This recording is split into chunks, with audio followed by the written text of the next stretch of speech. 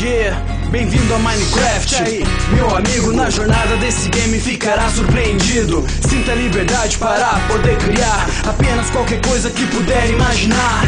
Modo criativo ou sobrevivência, e uma aventura tem a sua experiência. Nem preciso dizer o que se pode ou não fazer. Faça o que quiser e verá acontecer. Construindo e minerando sem nenhuma trajetória. Sem ao menos perceber, vou fazendo minha história nesse universo realmente impressionante. Explorando cavernas à procura de diamantes, combinando itens, construindo casa, de dia ou de noite fazendo minha jornada. Modificações, aumenta a diversidade, fica ainda mais legal com os amigos de verdade. Yeah, Minecraft, você conhece? No mundo de blocos faço qualquer criação, onde o único limite é a imaginação. Yeah, Minecraft, você conhece?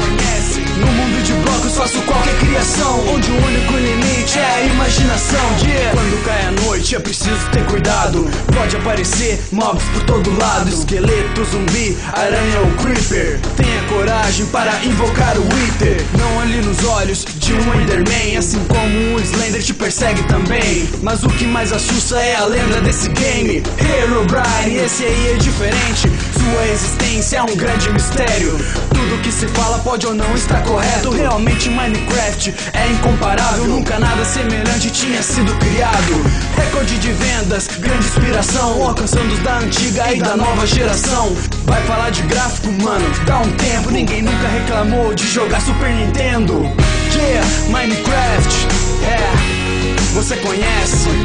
No mundo de blocos faço qualquer criação, onde o único limite é a imaginação. Yeah, Minecraft, você conhece? No mundo de blocos faço qualquer criação, onde o único limite é a imaginação. Yeah, Minecraft, Player Taos, tamo junto mais uma vez. Se você curtiu, se inscreve no canal. Toda terça vídeo novo, a parada é semanal. Dá um like e compartilha pra poder continuar. Vocês são minha força, tamo junto, vamos lá. Yeah.